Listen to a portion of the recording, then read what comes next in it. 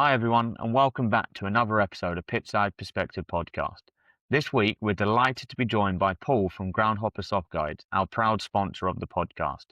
We're talking all about the best stadiums to visit in the world, who has the best atmospheres, and you as a fan, if you want to go to a stadium outside the Premier League, where should you be going?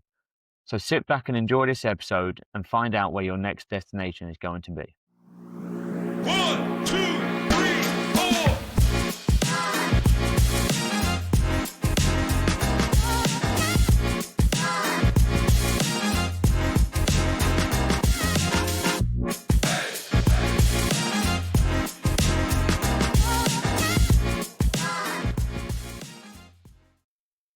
So, Jack, we're back again, and this time we're talking all about stadiums and atmospheres. Any favourite stadiums? And don't say Huddersfield Town. Outside of Huddersfield Town, any favourite stadiums of yours?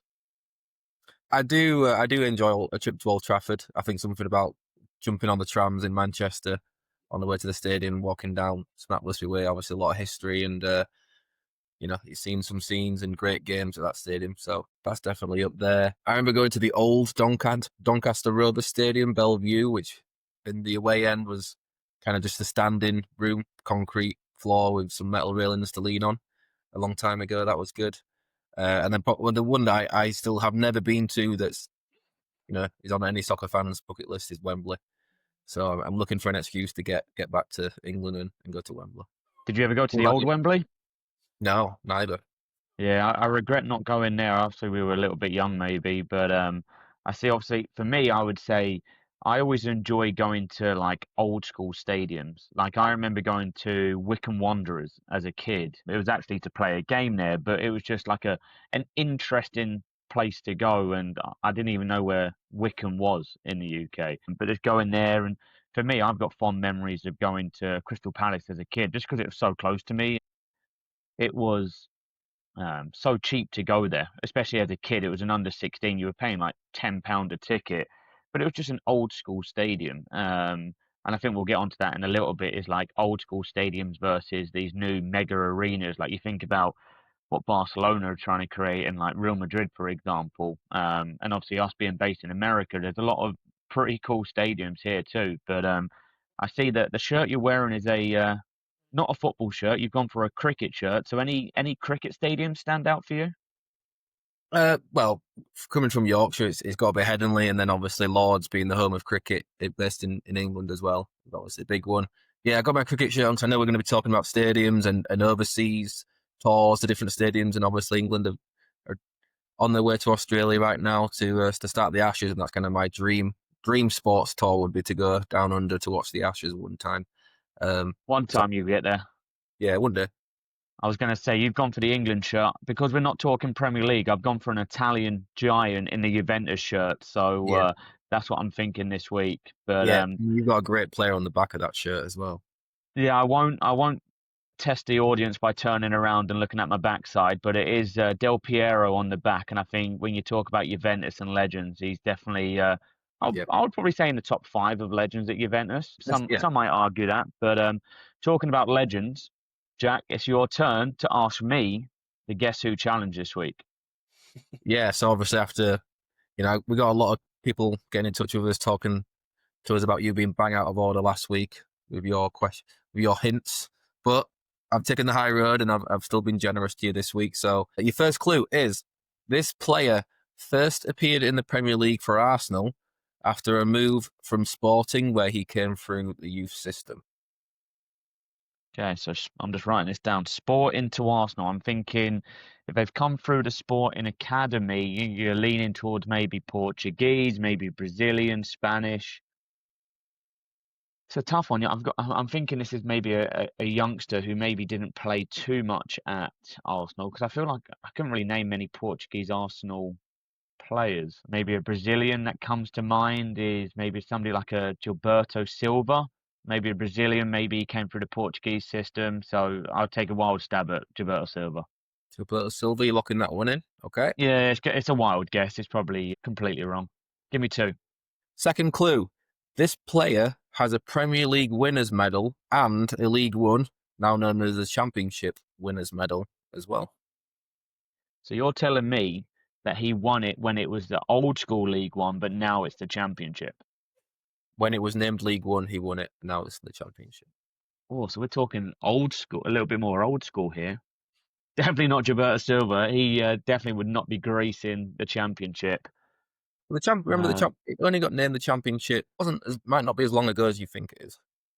Yeah, but He's still, in the 2000s. I feel like it could be somebody along the lines of like Jermaine Adli, or I can't even pronounce his last name. I know he was French, but Oh, he was a Jeremy youngster. Ali Yeah, Adadet. I know you mean. the fact that you were shocked by me saying that means that's probably not the answer.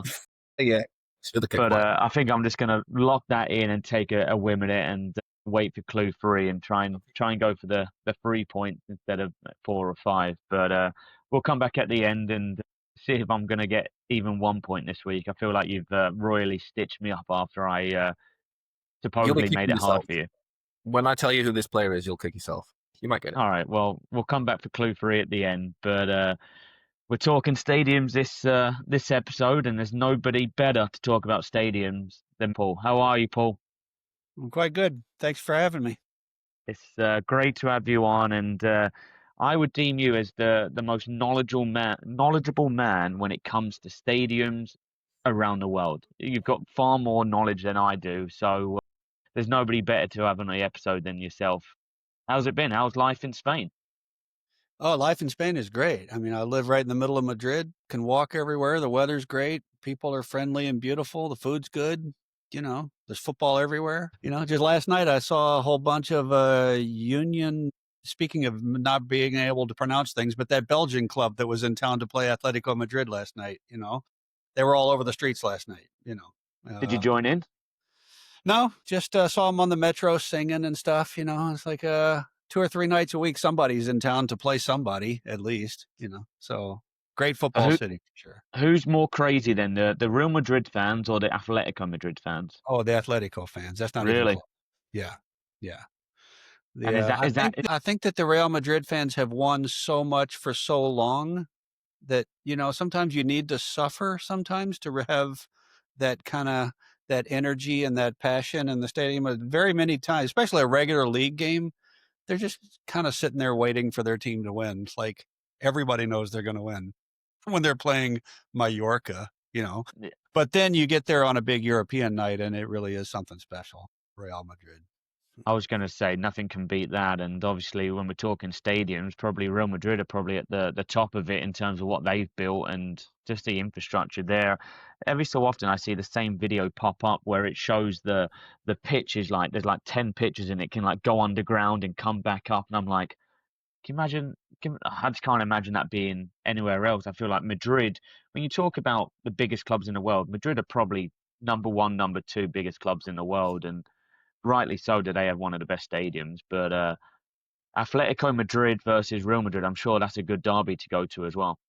Tremendous. Yeah, it really is. But at either stadium, generally speaking, the atmosphere is usually better at Atletico, but it's a bit further out on the edge of town. There's not much around it. I never got a chance. You were talking before about stadiums you missed, and I never got a chance to go to the old one. Now I can't remember the name of it, but the old Atletico Stadium, which was very close to where I live right now, right down by the river in the middle of town. It was supposed to be an incredible atmosphere. Never saw it.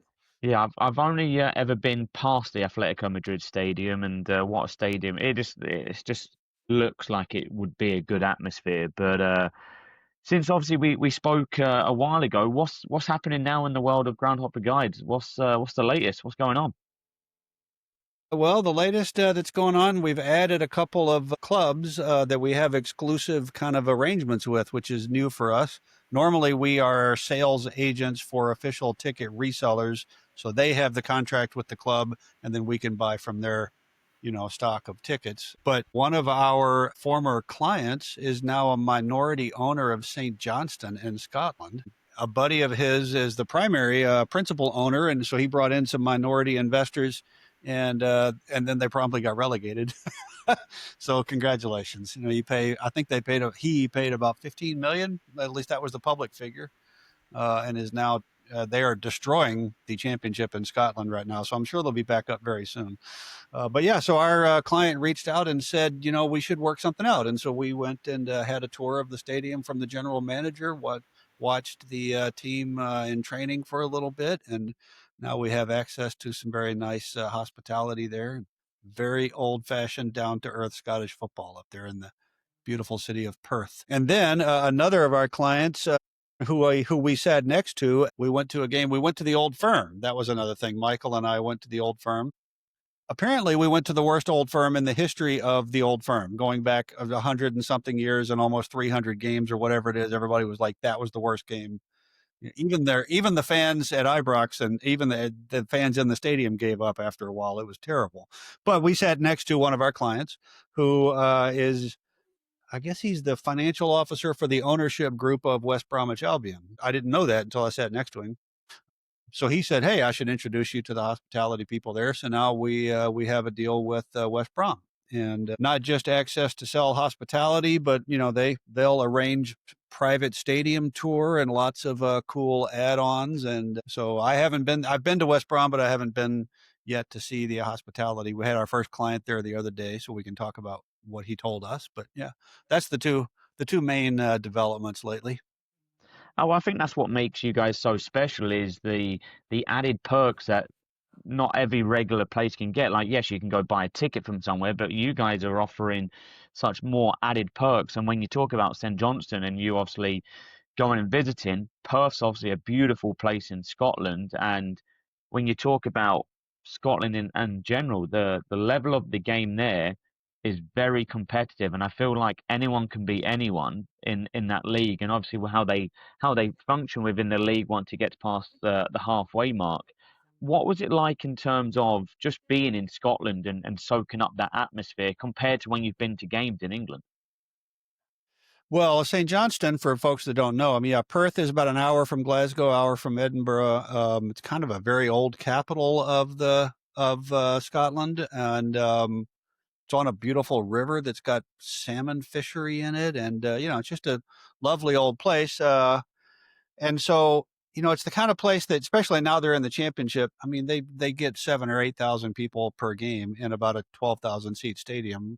So it really, you kind of get the vibe that everybody there knows everybody. And there's a little, they call it a fan zone out in the sort of parking lot outside the stadium. And, the away fans were in there on this particular day. It was fine. And for the hospitality, I mean, you use the same entrance that the coach and players use. It's just you're very close to everything and to each other at a place like that. And so when you sit in the hospitality or you sit in your seats, there are people there that have been coming to games forever, and they know each other. And like in the hospitality that we were in, after the game, the man of the match comes in and answers a few questions, and you can chat with him and have a good time. And and the food was quite good. So yeah, it's just very down to earth. The general manager of the club will probably come over to your table at some point and say hello.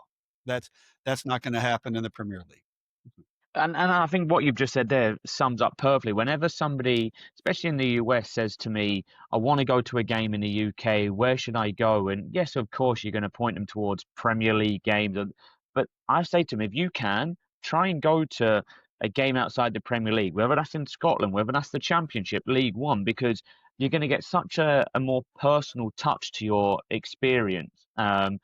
Jack, I'm sure you, as a town fan, like you've probably encourage maybe some parents that you've known and families that you've known to go and watch teams like Huddersfield. So, Paul, Jack, maybe what are the perks for people out there to go to games outside the Premier League? I think for me, you probably have a little bit more access to, well, to a lot of things, but even players. You can actually have like a little 2-minute conversation with a player in the parking lot, or not post game, but maybe a player who's injured and he's just walking into the stadium and kind of grab him and say hi, good luck, kind of thing. Or when they're coming off the bus, maybe they have a bit more time for you.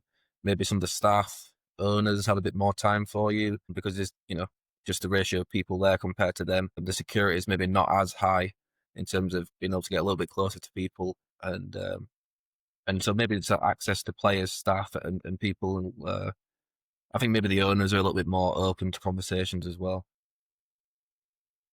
Yeah, I agree. It's really like as an American, for example, when I walk into the stadium at Chelsea, I'm just one of probably hundreds of Americans or other foreigners that are in the stadium that night. And so the Chelsea fans are used to seeing foreigners around. You walk in and sit down at Stockport County and start talking to somebody, and people are going to turn their head and like, you're not from here, And so, and if you know anything about Stockport County, for example, or wherever it is that you are, and you can explain to the person next to you, if they're willing to speak, that you know something about the game, you know something about their club, you've been to some places, you're not just like walking around, you're not going to ask them to explain the offside rule. Like if you're a knowledgeable, connected person at a place like that, you can now have a real conversation with that person and hear some stories. And I was at Blackburn Rovers and asked the guy next to me who was in his 70s, I said, were you here when they won the league? And he said, yep, I was sat right here. So, again, obviously Manchester United has won the league a bunch of times, but good luck getting into a conversation with a 40-year, Yeah. Manchester United fan at Old Trafford. So. Do you think though that's a little bit of the way the game's going is, especially now with ticket prices getting higher and higher, are the everyday fans being pushed out of maybe going to some of these games? Like when you're going to stadiums across the world, are you seeing it being a lot of tourists are going to it, or is there still a fair balance between the hard knock, like local neighbours that are going to their local team versus tourists going to these games? My sense is that there are fewer tourists generally outside of the UK. I mean, the Premier League is just such a draw now with the TV exposure, and everybody all over the world seems like supports somebody in the Premier League. And so they all want to go there. There are certainly clubs outside, Real Madrid and Barcelona being two obvious examples. Barcelona, I have read that sometimes as many as a third of the people at the game are at their first game. And when they changed, they're in a temporary stadium right now. And, I think in the old place had about 60,000 season ticket holders and they're down to 20,000 now. Um, and maybe they'll come back when the new stadium comes around, but Barcelona is almost a tourist club now in terms of the atmosphere in the stadium. But that is very much the exception. You go any place else in Spain, and it sure seems to me it's all Spanish people, and it's all longtime fans. Like, why else would somebody be at Getafe, right? Yeah. No, it's not on the tourist circuit.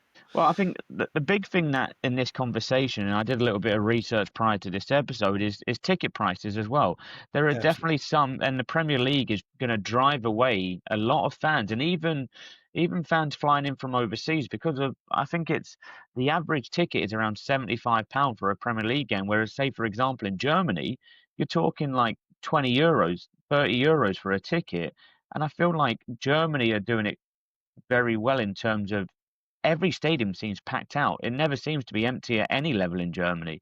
So do you think the ticket prices when fans are looking to go overseas and visit, or even homegrown fans, these ticket prices are going to continue raising, surely? Yeah, and some of that is just good old-fashioned supply and demand. If the whole world wants to go to Liverpool, then guess what happens to Liverpool ticket prices? And then, come the touts, and maybe you guys read the big BBC investigation recently about touts at Premier League games, et cetera. So there's just not that level of demand outside of the Premier League and outside of England. And so, yeah, the prices are lower. Germany is also kind of special because they have all of their clubs are majority owned by the supporters, and they even subsidize away tickets. So yeah, they prioritize. I mean, most of those clubs, Bayern Munich and Bayer Leverkusen right now are the only ones that even work with resellers like us. So they are filling that stadium on their own. They're not, they don't have the level of hospitality and so on that the English clubs have. So yeah, it's a different culture and different set of priorities, but it's also just supply and demand. And I'm curious, actually, I maybe you think when guys we can speak about this as English fans. I've met a lot of English people who say, I support Manchester United and my local team, even down in the fifth and sixth tier. And part of the draw is I want to go stand on the terrace and drink a beer and pay £10 and go to a proper football game. And I also love Liverpool. And those are not mutually exclusive. Maybe you guys have had that same experience. Yeah, I think that's well, fair. the I think perfect person to answer this question is Jack. You're a Huddersfield Town fan as your local, but you support Man United as well. I have a bit, yeah. Well, I wouldn't say support. Yeah, I have a bit of a soft spot for Man United because I think everyone has a Premier League club, right? So, like, for the most of my life, except from 2 years of it, Huddersfield were never in the Premier League. So especially when you were younger and the Premier League games were the only games on TV, it's like you got to pick a team that's on TV all the time to support. So I think that's maybe why everybody wants to have a Premier League club as well as maybe their local club. It's not always a local club, maybe it's family ties to it and things like that. And then I think wherever you are in the country, then you have even smaller clubs that are even closer to you. They might be 5 minutes from your house to go watch a semi-pro team. So I grew up close to like an Ossett Town or Ossett Albion, Wakefield and Emley, these clubs that you can go watch good players still, competing. And last time I was at home, we went to an Ossett United game. Wasn't against Bradford Park Avenue, two clubs that have been around forever, two, Yorkshire clubs. Wasn't the greatest game you'll ever see, but like you say, you can stand right next to the pitch with a pint and a pie and watch some football with some friends or family. It's much easier than then compared to having to travel to a bigger stadium and paying a small fortune sometimes to get into these games. If you can get hold of a ticket, that is. I think maybe a little bit spoiled in England in terms of you have options in terms of if you want to go see a game, there's so many different places you can go to. A lot of European places are like that too, but compared to America where maybe it's a long travel, maybe you got your one closest city to you, but then how many other clubs around you at a decent level can you go watch? Yeah, in the States, I mean, I support Portland Timbers, and our I was, local derby is with Seattle Sounders. They're 170 miles away. That's down the road. It's the first team we can get to. So I've also heard of English fans that go to Germany Yep. on football holidays, again, because they can stand up during the game, drink a beer, tickets are cheaper. I even know Arsenal fans who years ago Arsenal went to Bayern Munich in the Champions League, and it was cheaper or very similar to fly to Munich for a couple of nights and go to a game there than it was to get a ticket for the game at Arsenal. Yeah, absolutely. Yeah, not just Germany, but I think Germany in particular, it's like you see a similar price to fly there, go watch a Bundesliga match, really high standard, great atmosphere in the stadiums, obviously get to see a little bit of different culture. That's cheaper than getting the train down to London or somewhere else and getting a Premier League ticket, Yeah. which is crazy. But as you say, what's the demand for Bundesliga tickets compared to Premier League tickets? Not the same. Right. And you have to kind of take the rough with the smooth a little bit in terms of, well, the Premier League is the best league in the world. We get to watch that and have our teams in the best league in the world. That comes with the higher ticket prices. Do you want a lesser league and have more affordable ticket prices? I'm not sure you do. Right. Yeah. No? But I think we're going to but I talk think about, there are some great stadiums and atmospheres outside of England. And I think that's the point as well. I think when a lot of football fans go to think about where should I go to watch a game, straight away they go to the Premier League.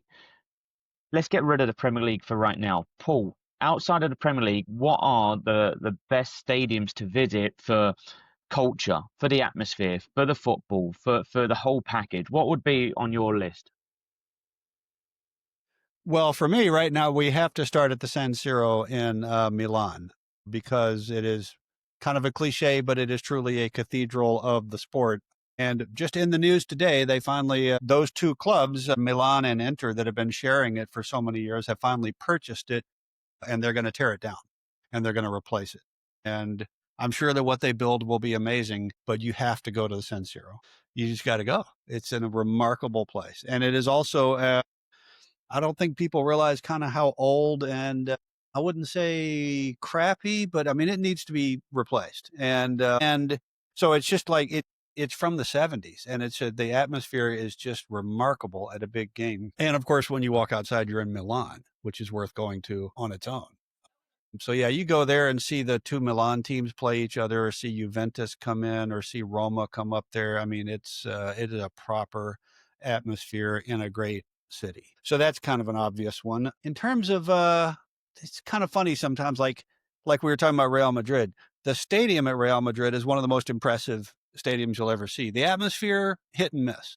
But for example, I would suggest, whereas sometimes the stadium itself, like at Roma, the Olympic Stadium in Rome, another one kind of like the San Siro, in that it's not the most glamorous. The facilities aren't that great, but especially at a Roma game, Lazio play there as well. But Roma has a bigger support base and better atmosphere. And a big game at Roma is something really special, especially you go there and see them play Lazio, obviously, or see them play Napoli. They're big rivals from southern Italy. And again, you walk out of the stadium and you're in Rome.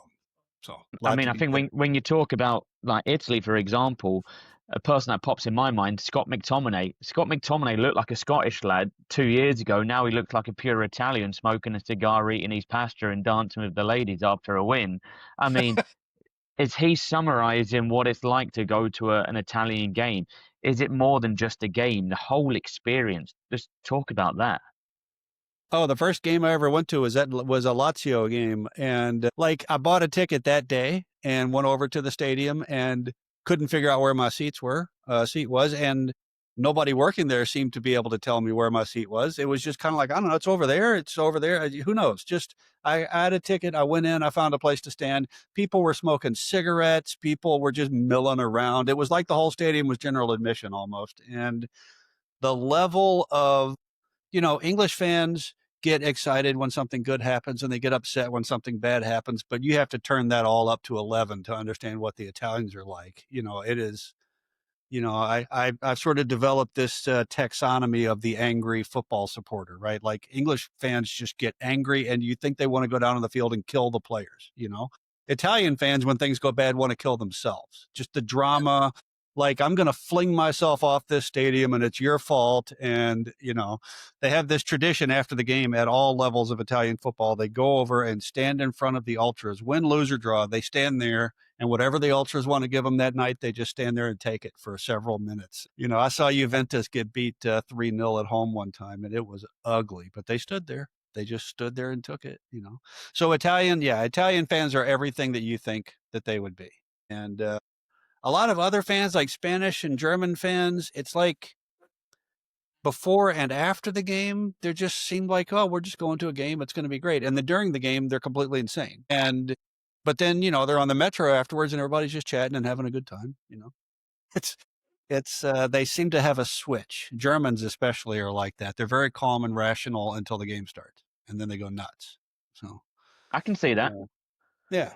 Yeah. I can see that. But and I think the one example for Germans or German soccer, I would say, is the yellow wall at Dortmund. I think Oh, yeah. if I'm an away team, an away fan, whatever, and I'm going to that stadium, I'm intimidated as a fan, let alone as a player. That must be absolutely barbaric. Yeah, and you really can't comprehend how big it is until you stand there and look. It's 30,000 people, standing. And it really does seem to, you hear announcers on television talk about, for example, at Liverpool, they say, well, the cop reacted like this and the cop felt that. And at Dortmund, it really feels like a living thing. In fact, that stadium was next on you were talking about stadiums to get to outside, but Dortmund has to be on that list as well. And it's also a place where the atmosphere lives up inside and outside of the stadium.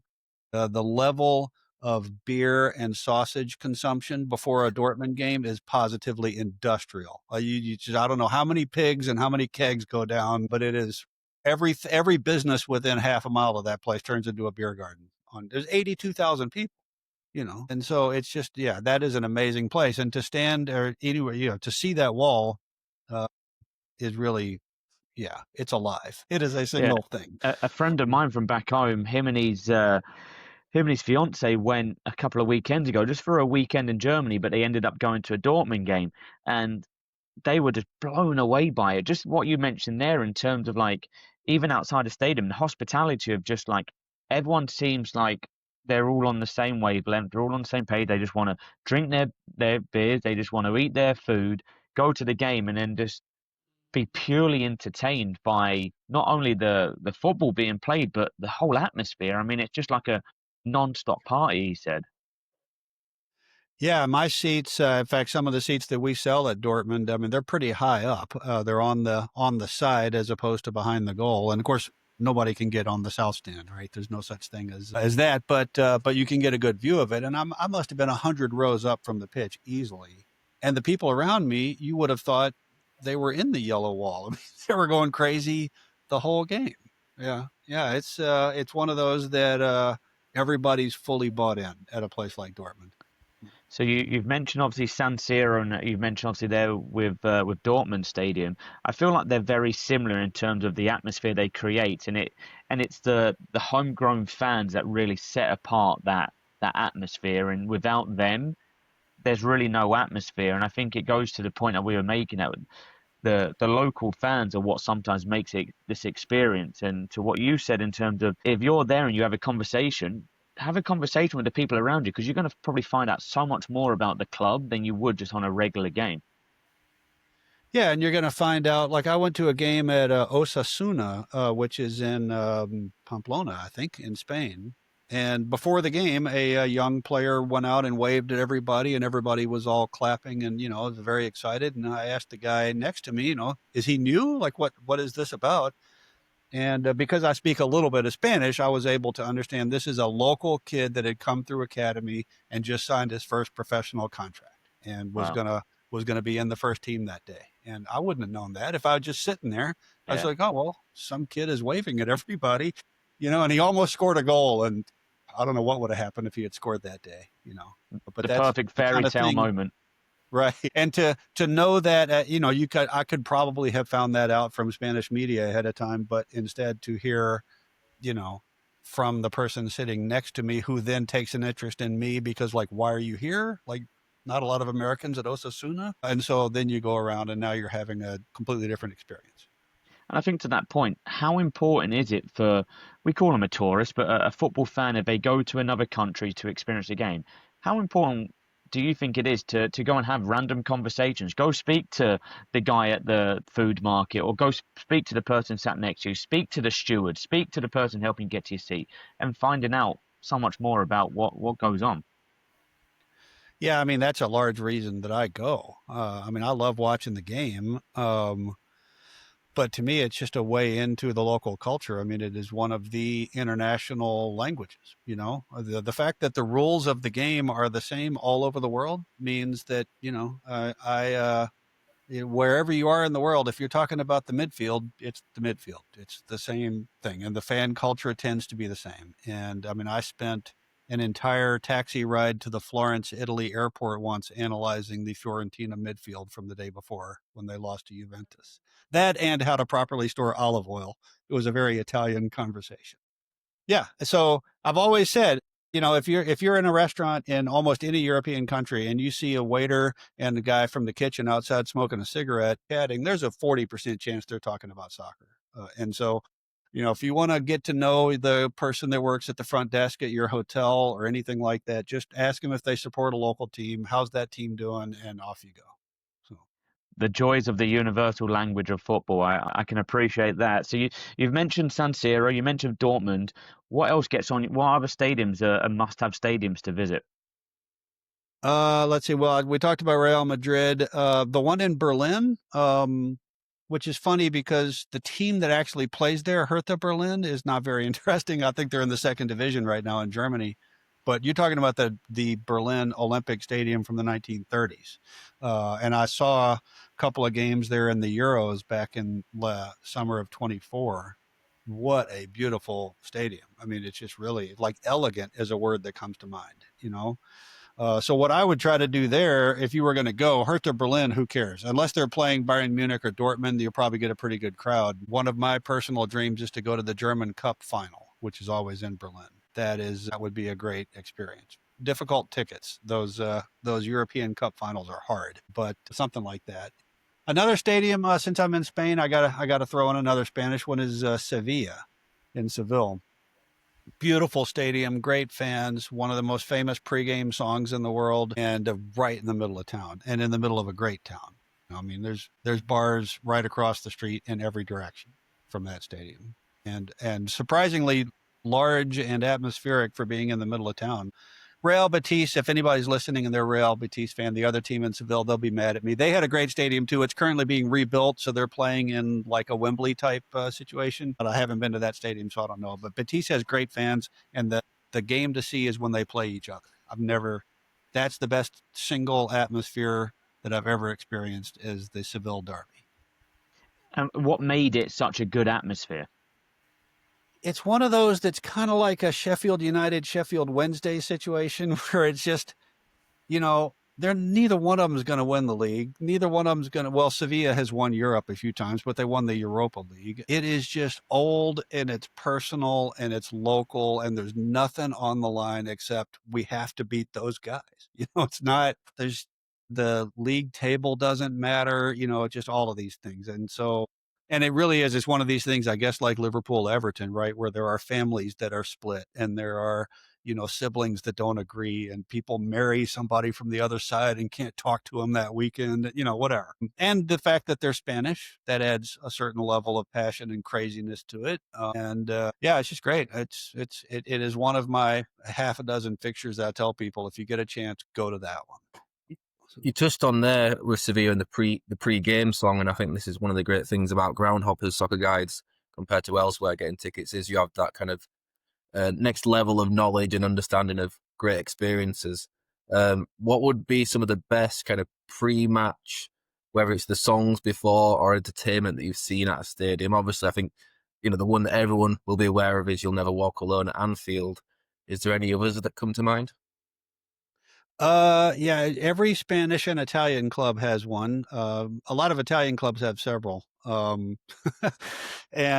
some of them are just like these awful, like 1970s rock ballads that are just so over the top dramatic. I'm like, just stop it, especially with the Italians, Some of them I just think are quaint and goofy, like I hope I say it right, Zed cars at Everton, and at Watford. I have no idea where that came from.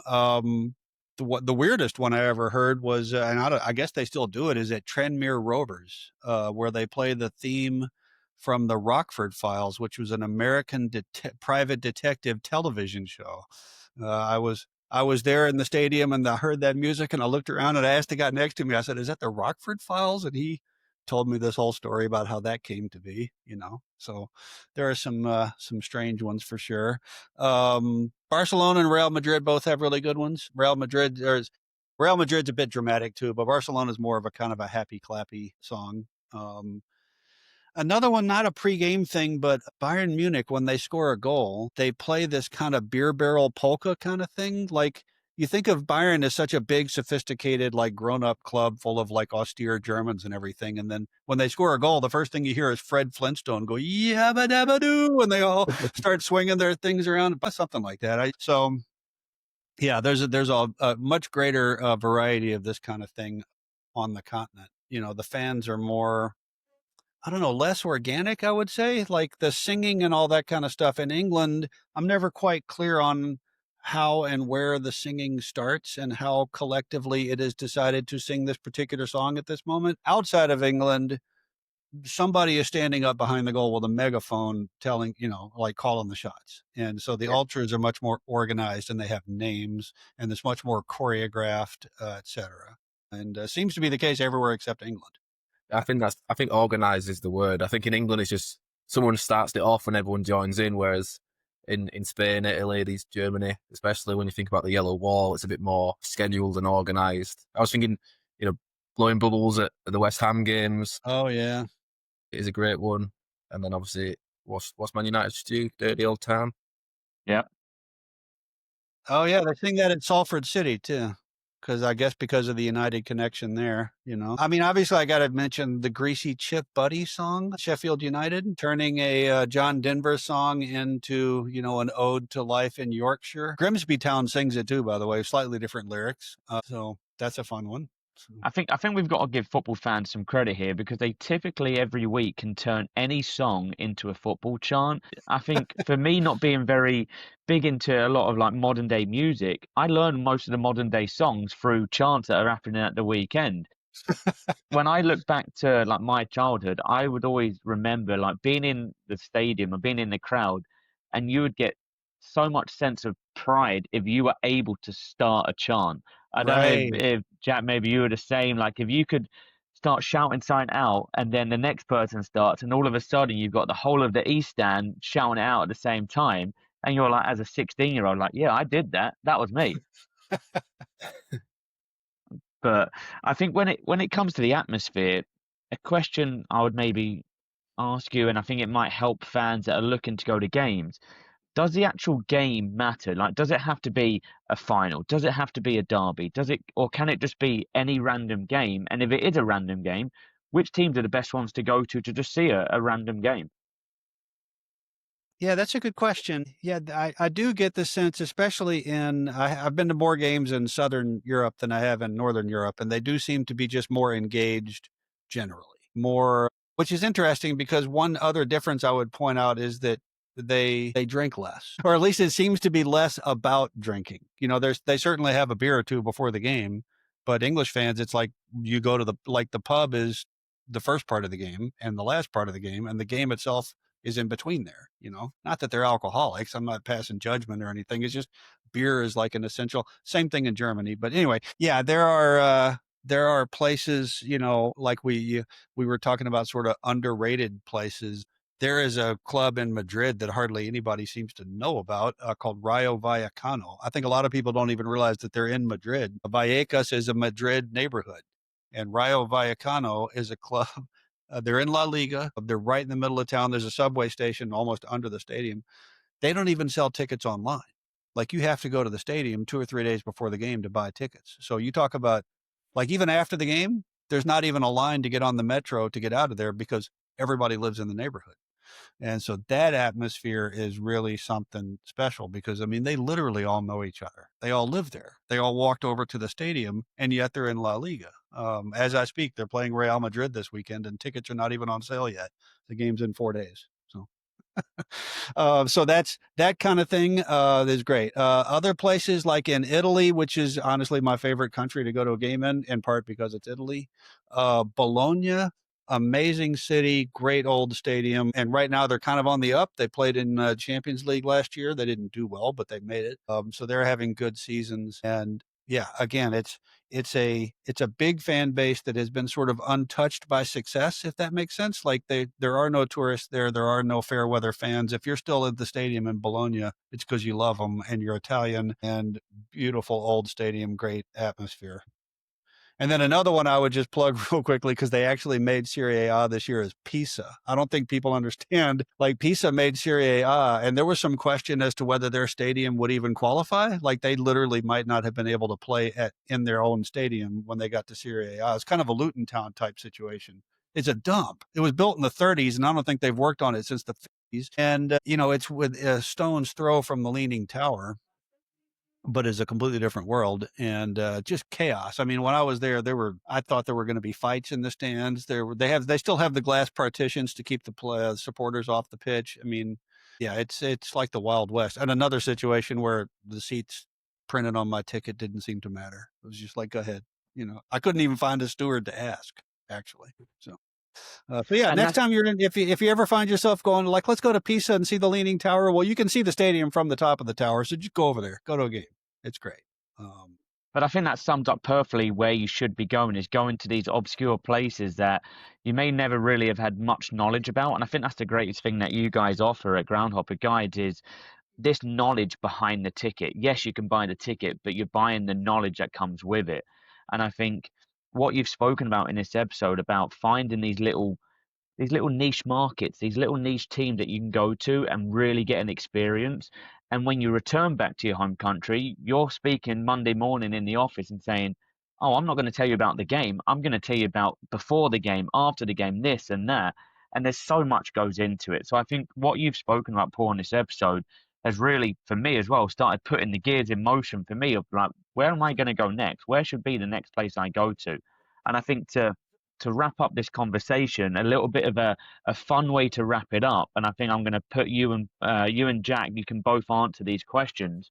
A little bit of a this or that. So I'm going to give you two options, and you're both going to give me. We'll say, Paul, you can go first. Jack, you'll go second. Give me what your choice is. So, for example, would you rather old school stadiums or modern arenas? Oh, for me, old school stadium every day. Yeah. Jack, Um, this is supposed to be quick fire, Jack. I'm going to go modern arenas. All right. Would you rather a midweek game under the lights or a 3 o'clock kickoff on a Saturday? I mean, is the midweek game European? Can we get some? Okay, We'll Saturday we'll afternoon. make it European. And I'll still go Saturday afternoon. Yeah. I'm going under the lights. Okay, would you rather, and this might be controversial, the Mm. pub atmosphere before a game or street food before a game?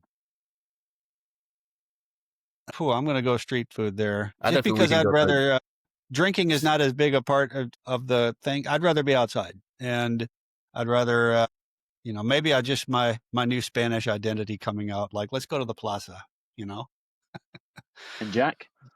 I'm going to go to the pub, so I don't think me and Paul are going to many games together. Because you said the opposite so far. All right, so last one.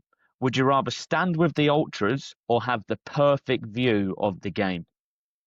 That is a hard one. That's going to depend, I think, on the game. That's probably not an acceptable answer. But just I'm going last to put night you I on the watched. spot. Just last night I watched Liverpool play Real Madrid in the Champions League on television. I wasn't there, and I was looking at those seats about 40 rows up at midfield. I was like, my gosh, to watch that game from those seats, that would be something. So yeah, I'll go good seats. What the heck, Jack? Unless it's Portland Timbers and I want to be in the Army for sure. So Yeah, my answer is similar. I think if it's two of the best teams in the world, you just want the best seats in house and watch the game. At least if you're the ultras and the game's not great, you're still going to be entertained by the people around you. So I go majority of the time, I'll go with the ultras and be entertained by the people around me, unless it's a game that's of high quality.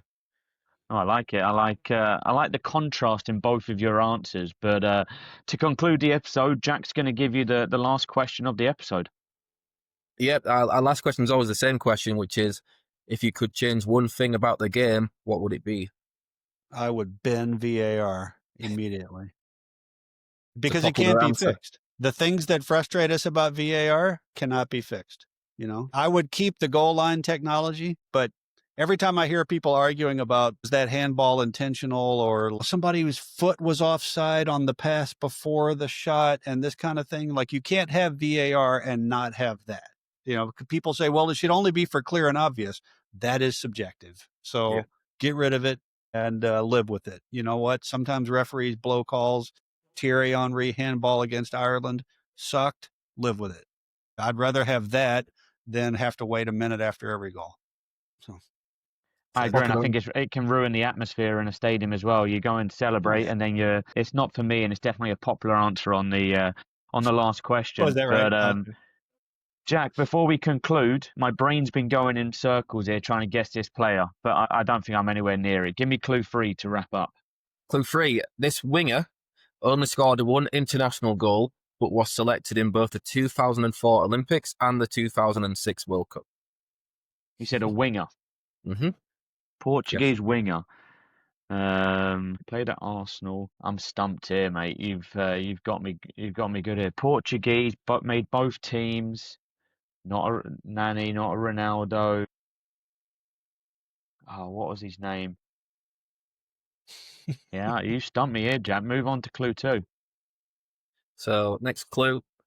This Portuguese international played in the Premier League for Arsenal, Southampton, Fulham, and West Ham. Boamorte. Luis Boamorte. Was he at Arsenal? Is that you're going to go for?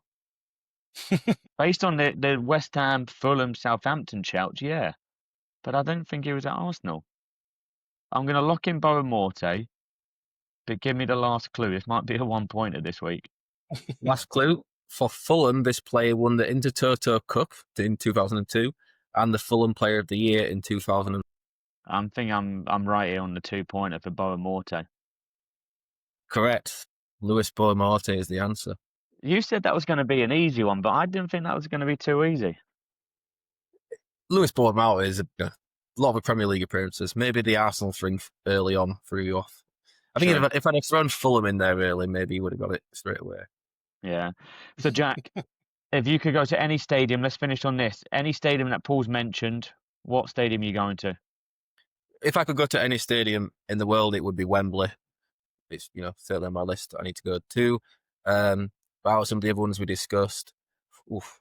I've done a stadium tour at Madrid, but never got, and it made me want to go see a game there, even with the real steep seats. But I think going to see the Yellow Wall at Dortmund is number one, probably out of the ones we discussed. I'd love to go see.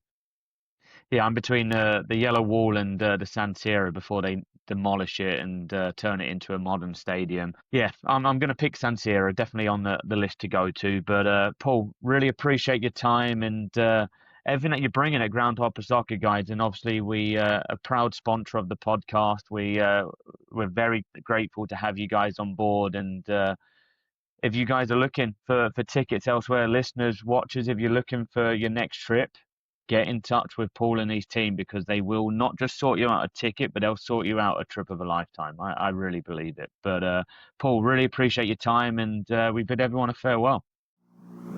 1, 2.